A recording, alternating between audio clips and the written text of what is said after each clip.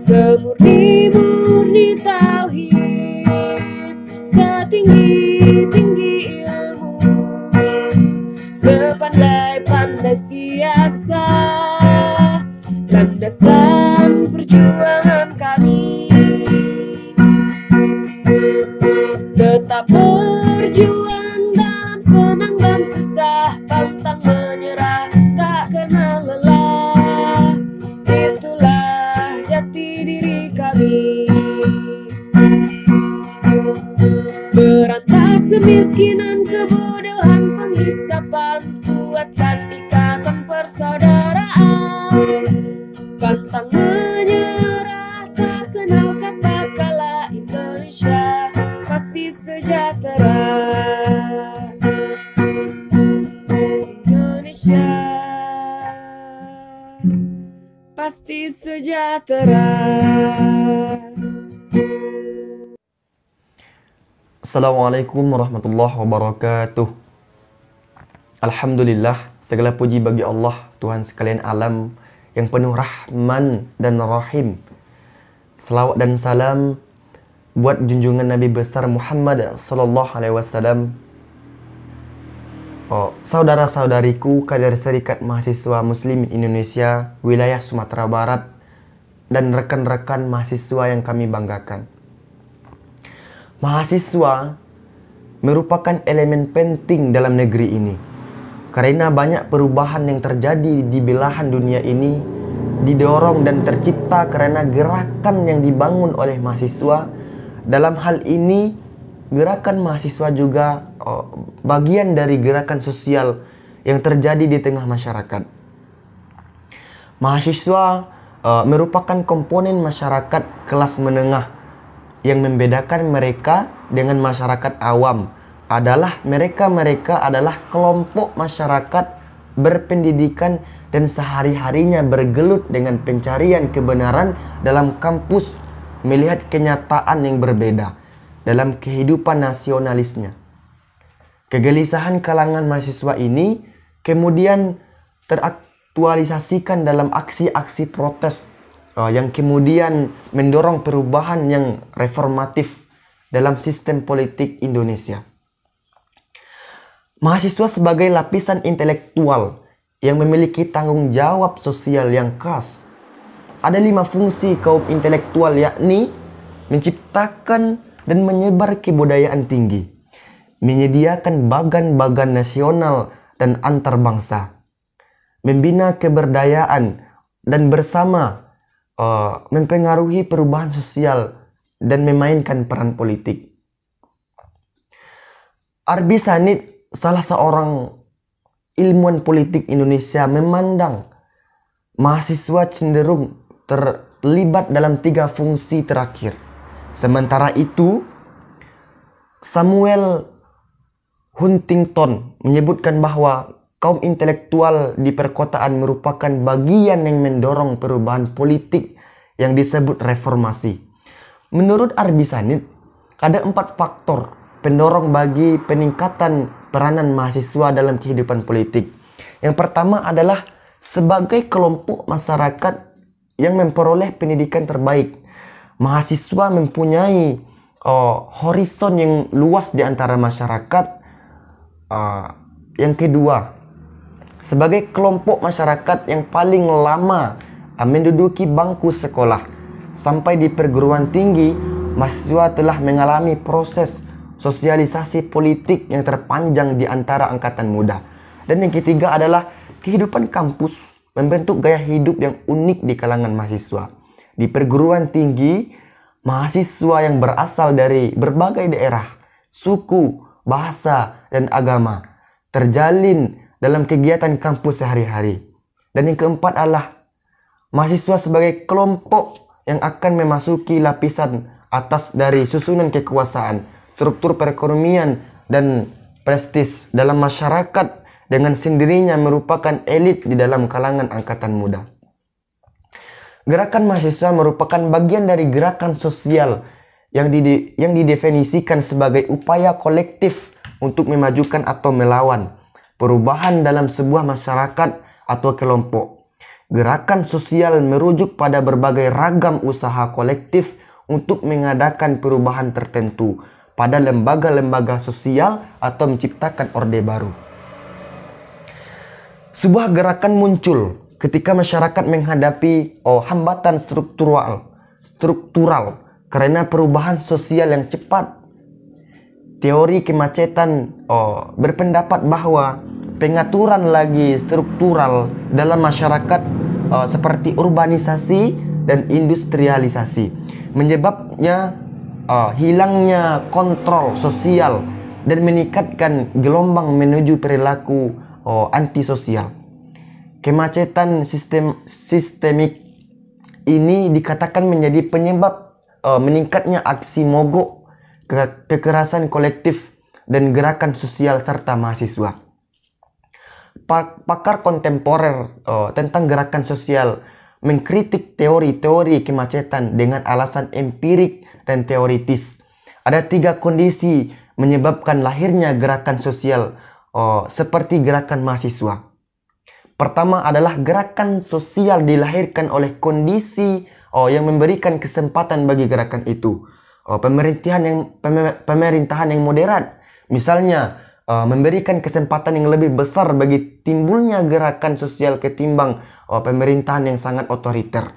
Yang kedua adalah gerakan sosial timbul karena meluasnya ketidakpuasan atas situasi yang ada. Perubahan dari masyarakat tradisional ke masyarakat modern, maka misalnya dapat mengakibatkan kesenjangan ekonomi yang makin lebar untuk sementara antara yang kaya dan yang miskin.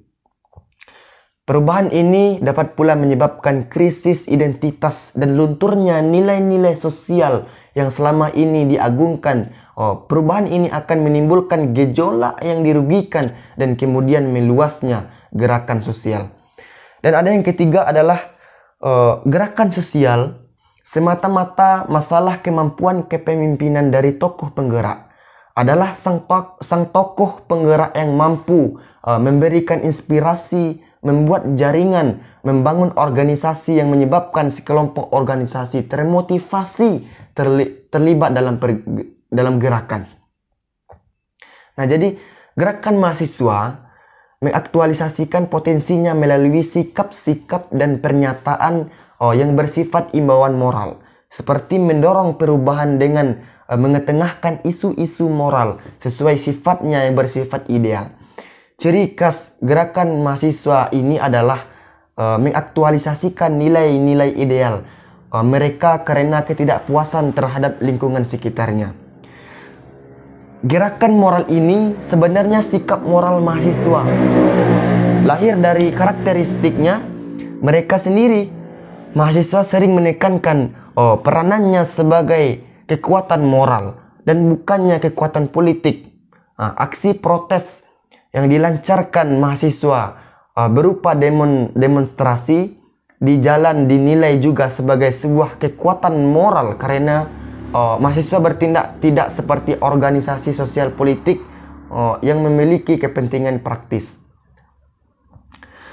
Komitmen mahasiswa yang masih murni terhadap moral berdasarkan pergulatan keseharian mereka dalam mencari dan menemukan kebenaran lewat ilmu pengetahuan yang digeluti adalah sadar politik mahasiswa. Karena itu, politik mahasiswa digolongkan sebagai kekuatan moral. Kemurnian sikap dan tingkah laku mahasiswa menyebabkan mereka dikategorikan sebagai kekuatan moral yang dengan sendirinya memerankan politik moral. Peran mahasiswa sebagai gerakan moral dan gerakan massa untuk mendorong reformasi politik adalah bagian dari tanggung jawabnya sebagai kaum intelektual. Berbeda dengan gerakan revolusi yang mengajarkan perubahan struktural yang fundamental, gerakan reformasi berusaha memodifikasi hubungan struktural tanpa mengancam eksistensi institusi. Ada 2 tahap dalam reformasi politik. Yang pertama adalah tahap transisi yang merupakan proses peralihan dari proses krisis politik ke proses normal kehidupan politik. Di Indonesia, status mahasiswa dan gerakannya sangat penting sebagai satu-satu agen of change karena tekanan politik ekstra parlementer merupakan salah satu mekanisme efektif untuk dapat mengontrol penguasa. Namun, gerakan mahasiswa tidak bisa dipungkiri merupakan elemen satu-satunya yang dapat mewujudkan perubahan dalam masyarakat. Terkadang gerakan mahasiswa hanya mampu sebatas menjadi pendobrak dari kevakuman perlawanan yang ada terhadap penguasa.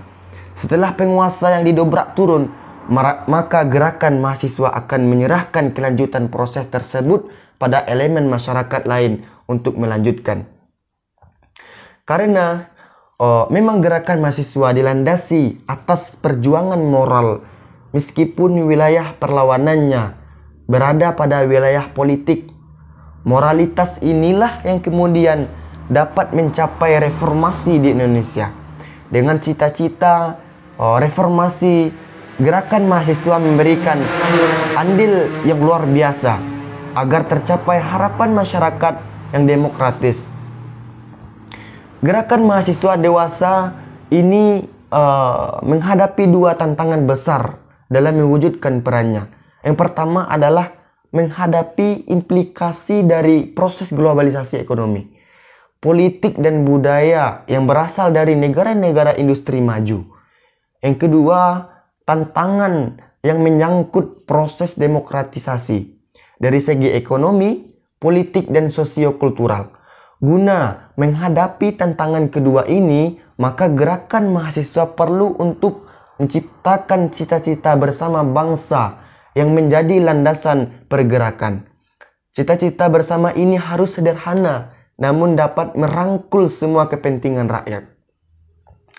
Selain itu, gerakan mahasiswa harus mampu pula menciptakan metode aksi yang merupakan kombinasi dari aksi massa dan aksi intelektual. Orientasi gerakan tidak hanya tertuju pada struktur kekuasaan yang bermasalah, tetapi juga ditambah dengan pembentukan opini politik dengan masyarakat luas sebagai informasi dan penyadaran publik. Gerakan mahasiswa tidak boleh terlepas dari akarnya, yaitu rakyat. Mahasiswa juga perlu membina kekuatan dan jaringan yang terorganisir.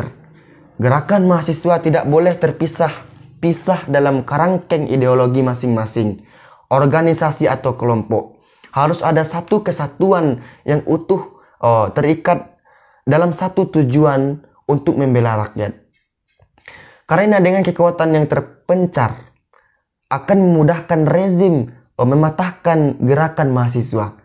Selain itu, gerakan mahasiswa harus mampu berkoordinasi dengan kekuatan pergerakan lain seperti gerakan buruh, petani, nelayan, keagamaan, perkumpulan profesi, dan lain-lain.